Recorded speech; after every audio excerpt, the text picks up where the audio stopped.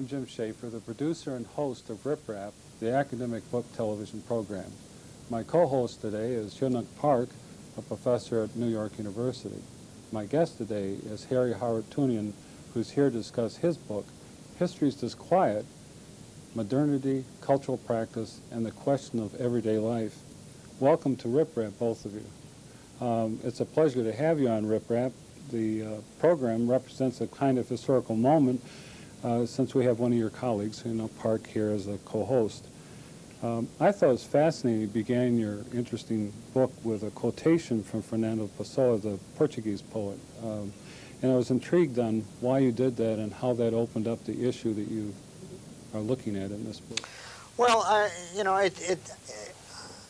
Pessoa provided me with the right kind of wording, but I could have gone to a number of other sources, and that I wanted to start someplace which was essentially on the periphery of then the industrialized world. And your choices there are either Portugal or Ireland or a few other places, and to show that that societies like Portugal, like Japan, as a matter of fact, were undergoing some form of capitalist modernization, introducing a whole new conception of life and experience, which demanded some kind of accountability, some sense of being represented.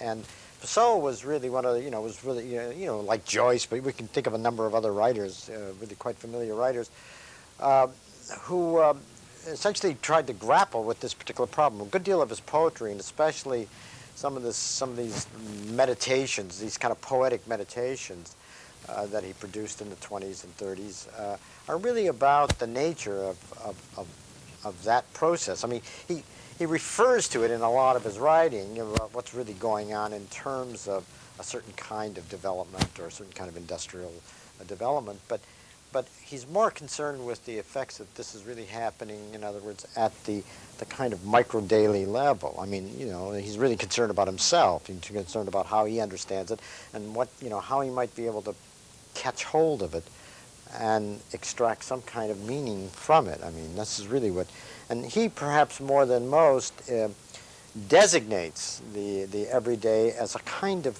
fundamental unit, a kind of, I use the term in my book, it's not from him, but it's from elsewhere, as a kind of minimal unity, but by which to organize this new experience, and it is a new one. It's not that, and the point is that it's not that Pessoa or indeed any of his contemporaries elsewhere have discovered the everyday life or daily life, for the first time. Obviously, there's been daily lives ever since there have been people, in other words, who can organize a community and produce things. But everydayness under capitalism really becomes a kind of privileged unit insofar as that it does call attention to a particular space. I think in a particular kind of temporality, we can get into this later, but an experience that really needs an experience of large numbers of people, those especially who come to the cities for work and ultimately for consumption, to work in these plants, to consume its products, to represent this experience, which, at the same time is forever changing. You see, that's the nature, in other words, of capitalist modernization. One of the things it really brings with it, of course, is a certain kind of dynamic conception of temporality, insofar as that things are always changing. Of course, they look alike, but nevertheless, things are changing, and so that it's an attempt to find some means by which to give stable representation to that particular experience of large numbers of people who have gathered in the cities. And there were other writers that had done it. There were social theorists, as I mentioned, people like Zimmel before him. And of course, there was the great example of the Russian Revolution. In many ways, it's the Russian Revolution that really sensitizes capitalist society to the nature of a new form of everyday life. Because for the Soviets, you see, the everyday life is precisely the site, in other words, for a kind of democratic transformation. It's the first time, in other words, in history that large numbers of people are actually involved in determining the nature of their everyday life. It didn't work out that way, but that certainly was its great utopian aspiration. And that really does sensitize both Marxists on the one hand and non-Marxists in these capitalist countries to the nature of everyday life, insofar as that it really differs from what came before. What came before was simply daily life or some sense of contingency, so that everydayness itself, depending on where you're talking about, whether you're talking about in Germany or whether you're talking about France, there are different terms that are used. Quotidien in France, Alltags in Germany, in Japan, for example, a whole inventory of terms that are used to designate the or to define this area. Seikatsu is a term, Nichijou Seikatsu, terms which call attention to this particular, as I say, a space, this particular minimal unity, which becomes the basis by which to organize and represent experience. Yeah. So I could have started anywhere, but Pessoa provided me with a kind of dramatic language, and I'd like the idea, even though I was ultimately concerned with other societies. I was concerned with, obviously, a lot of German writers, some French, and ultimately Japanese. I thought it was kind of interesting to start with some place where, nobody ever really talks about, to show precisely that wherever you turned in the 20th century, people were living this particular kind of reality and therefore thinking about it. Well, I thought that there was a very elegant way and very comprehensive way that you were positioning this discussion in the book. Hyunok has done some thinking about that, and maybe she can lead off. Right.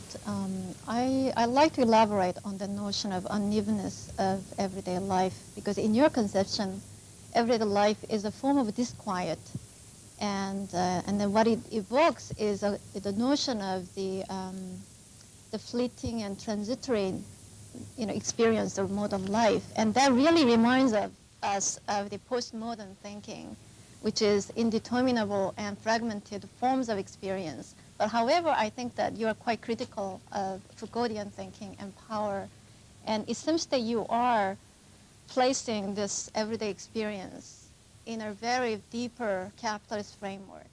So that's why you're presenting everydayness as a form of historical explanation from which we can widen our understanding of the processes of modernity, and then everyday life is a space for a critique of capitalist modernity.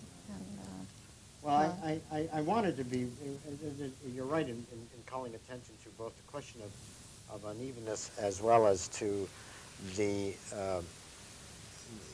almost singular role played by capitalism. I guess one of the issues that, if I could kind of backtrack, one of the issues that I wanted to do is to resituate this problem of modernity back to where I think it really belongs, which is, of course, in capitalism. I mean, there's an awful lot of talk today. We're forever, people, there must be, every day there are hundreds of books that come out about the modern and modernity and so forth. And I think that this has become a kind of convenient code word. I don't, actually, what is modernity but other than, some form of, it's a kind of misrecognition of capitalist accumulation. It's about capitalism. I mean, that's what distinguishes, in other words, our epoch or our era from certainly what came before.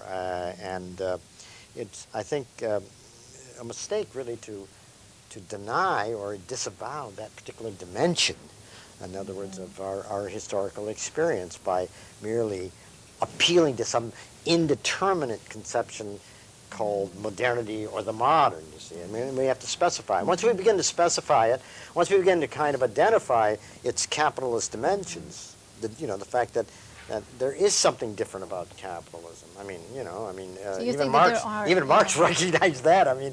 And certainly recognized it as perhaps the greatest of all revolutionary forces. Yeah. I mean, precisely because of its capacity to constantly transform things, to deterritorialize and reterritorialize things as they happen. So that we have to take that. We have to really kind of start there. And it seems to me that once you identify that particular,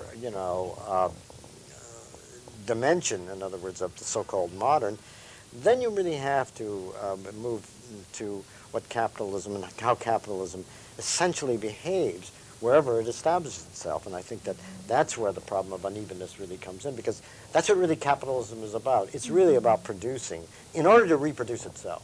In other words, as a form of economic production, it has to produce unevenness. In other words, it has to sacrifice. Some areas always get sacrificed. We know the classic examples of the relationship between the city and, and the countryside. And, when you look at places like Japan or China, or even these some of these more colonized states, you recognize that people were already aware of the fact that large amounts of cash, for example, or capital, were being really essentially siphoned off from the countryside in order to develop, in other words, the cities, which were the sites of industry, exchange, the market, so forth and so on. And then you can go beyond that. I mean, it just, that produces in a number of registers, in other words, a whole set of uneven relationships, you see. So recognizing the unevenness of everyday experience is not just a matter of finding accidents and contingencies and heterogeneity, which are the opposites of homogenization demanded by capitalism. So what you are suggesting is that we go deeper and really looking into the conditions of capitalist modernity, and that's why, the source of this quiet form of everydayness and everyday experience. Right. I mean, and one of the things we learn, you see, once we identify, the trouble about modernity, it's too kind of large a category. It's too almost, if I can be kind of idiomatic, it's too yeasty. It's infinitely elastic, and it really attempts to cover or represent different kinds of things that are not necessarily in sync with each other. I mean, so when we talk about modernity, we talk about large-scale structures. That was one of the real problems of a certain kind of social thought as well as historical practice, and it still is a problem with historical practice, whereby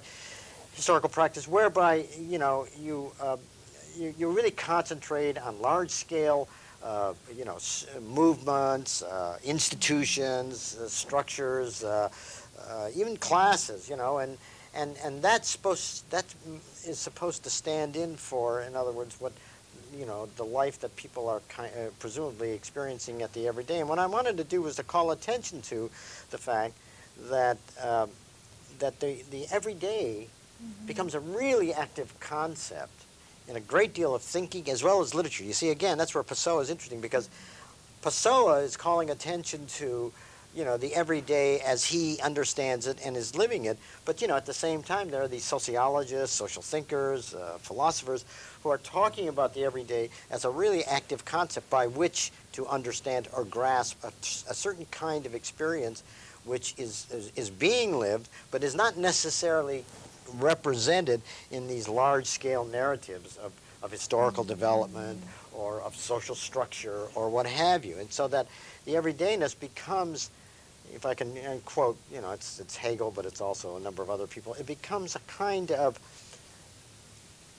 irreducible remainder. It's a kind of surplus, you see. It's something that is within, capitalist development, and it obviously participates in it. It's, because it's there, but it also represents, other kinds of intensities. I mean, it's that's where the unevenness comes in at a kind of cultural level. People live an everydayness that sometimes, in which they work in a modern factory, but their more private lives, are organized according to more traditional cycles or routines, you see, so that you get this kind of really interesting coexistence of different kinds of temporality, in other words, within the everyday, you see. And that's something that that is never identified, in other words, when you look at these large-scale historical narratives when people are talking about, the development of modern society, the development of modern capitalism,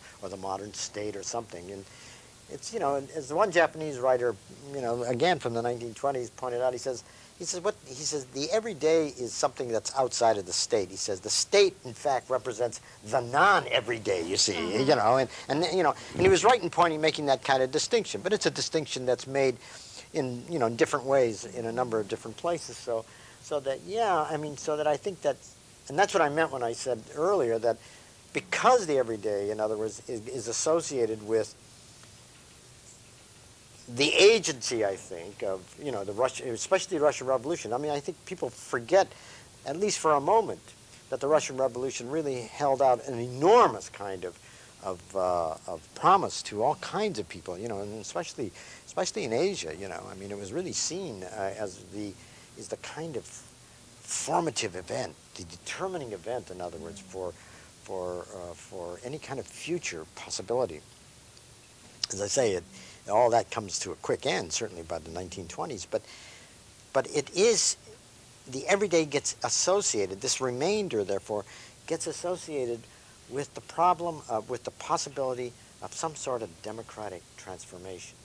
You see, that's what I mean. That's what the everyday. That's the promise that the everyday ultimately holds out, and that's why you see the problem of, where the where it's important, and that's where the everyday, why the everyday becomes also the site where, a critique must be in fact developed to call attention to the various contradictions that people are made to live, made to experience, as some kind of prolegomena or introduction or beginning to imagining, in other words, this democratic transformation. I think that's the meaning that it held for a lot of thinkers and writers in the 1920s and even into the 1930s. And that's certainly the meaning that a lot of Japanese brought to it. And, and I think that that's what you get, that's the kind of thinking, that ultimately signifies capitalism everywhere it establishes its particular set of regimes. I mean, its regime, its particular discipline, its particular dynamic. Yeah. That's what I found fascinating and refreshing with your book, is this call back to the everyday word. I thought it was corrective, but that's not exactly the best word, perhaps. But still, by going back to it, it's like using the specifics of a case study and then going to theory. And so by doing that, it was refreshing because it's taking another look at these things like modernity and cultural practice, but saying, let's go back and take a look at the specifics. Yeah, I mean, I think that, I mean, there are a couple of reasons for that particular move. I mean, one is that I was constrained by, the form, in other words, in which the book was written. I mean, these were given first as a set of lectures, and there's a certain timing, and even though I had an opportunity to expand upon them, I had a timeline. But more importantly, there's just a lot that I don't know. I mean, and I had to actually play to my strength, which was really talking about certain aspects of Japanese society in the 1920s and 30s, and I think that's fair enough, because I think that what it does is what I wanted to really show, largely through kind of moving back and forth, between, these Japanese thinkers or writers and writers that we found you find in Western Europe at about the same time, and who are not necessarily reading each other, by the way. I mean, this is the interesting thing about it, is the sense of commonality that they're sharing, you see.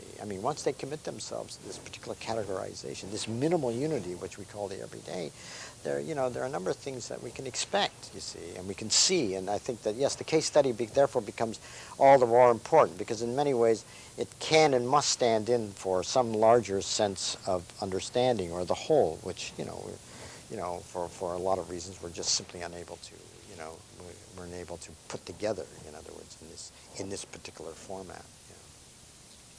Yeah, that really brings to the question of how we see and conceptualize this spatial configuration of, for example, Japan and the West and other, parts of the world. And I was really intrigued by the way that you bring these Western scholars and Japanese intellectuals together on really equal footing, because you're emphasizing their shared experience of modernity and placing it in larger global processes. And we are inundated with a lot of studies in cultural studies, which represent itself as a kind of alternative to area studies, which seeks to really redefine the West and non-West. And it seems to me that your study presented here is very new comparative strategy that calls attention to this comparability of the experiences in different parts of the world. And it's a really good critique of the way that people discuss the modular form of modernity, like Benedict Anderson's notion of modernity derived from the Western experience, the modular form. So maybe if you can comment on cultural studies and area well, studies. let me get to cultural studies. Is that First. okay? Oh, I mean, but sure. let me be start. I will get to it, but I want to say some things before I get to it. One of the things is that you're right. I really felt obliged, actually, for a lot of intellectual reasons, to try to deal with thinkers and a particular intellectual, the formation of a particular intellectual cultural tradition.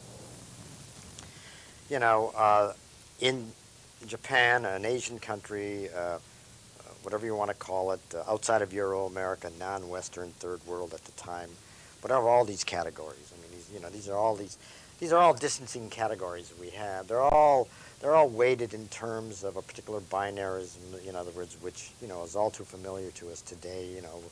One which was initially authorized between civilized society as against non-civilized, or developed as against underdeveloped, where one is full and complete and the other is always lacking something. So you can see a hierarchical, also an uneven relationship there. And I wanted to show that there are ways by which, and that really gets you into a lot of trouble. I mean, that leads precisely to all of those strategies that always emphasize some sense of difference that's based upon the presumption of a developed or an accomplished stage.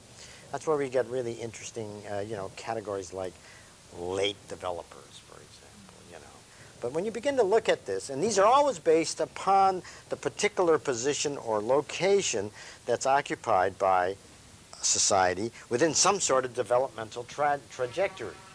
So that,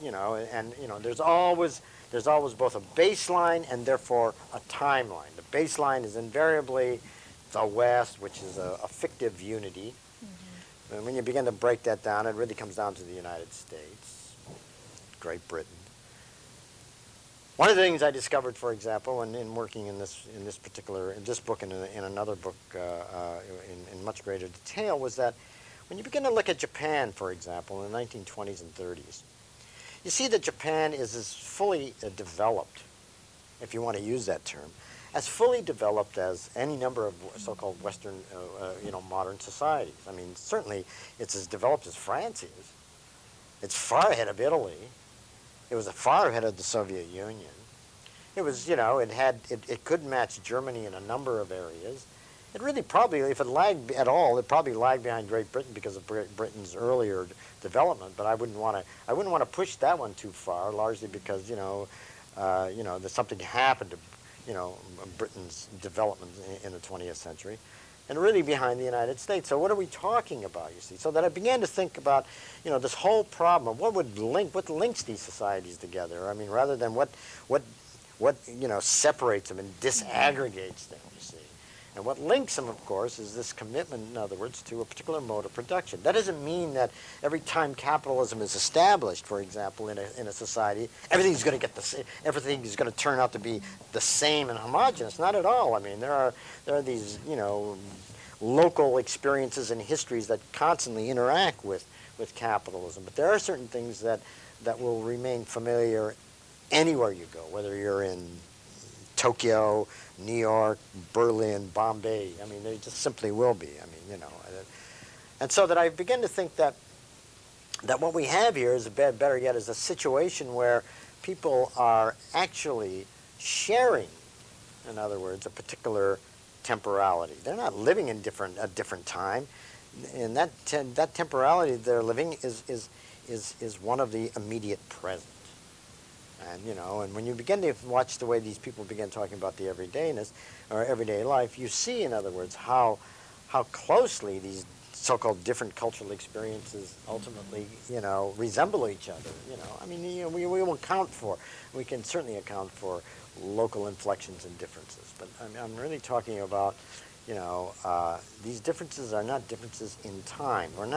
We cannot, think of, say, the Japanese or the Chinese as living in another temporal zone and not ready to be measured by Western time. And you see, one of the things that, that it began to occur to me is precisely the way the Japanese, and especially some of these Western European thinkers began to, thinking about the everyday in their particular formulations. And one of the things that I really learned, and I think this really comes out of the Japanese case, and it's unfortunate, of course, that for its time it could not have been circulated, largely because nobody was outside of Japan was reading Japanese in those days. They still don't, actually. Is the idea that the modern experience, this modern capitalist experience, this unity, this everydayness as a kind of minimal unity, really has to be understood in spatial terms, which is really kind of interesting. I mean, so that, what Japanese, and these are Japanese progressive writers who are thinking about this, and not just, that it's not just conservative. What they're really saying is that, that there is something called an everyday space.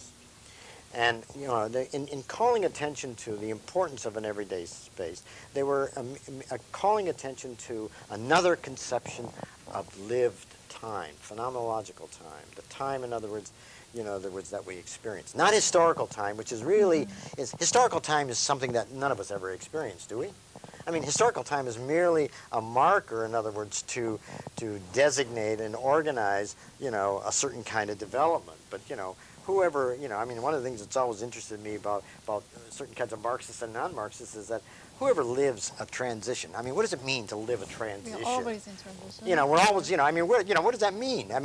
But everydayness is really characterized, and this was recognized by Japanese, this space was characterized by a different conception of time, a much more modest conception of time, a time that was in many ways routinized, often cyclical, you see, a time that could be largely measured in terms of individual experiences, you see, not in terms of these large-scale developments and what was happening, in other words, is that this conception of everydayness as a category is really therefore pitted against a notion of historical time, so that you really have, a kind of incommensurable relationship between the so-called history that somehow represents us as a particular society as against the everyday life that people are actually living, which is really never a part of that history, and rarely gets into its considerations. And I think it's a really extraordinarily radical view, you see.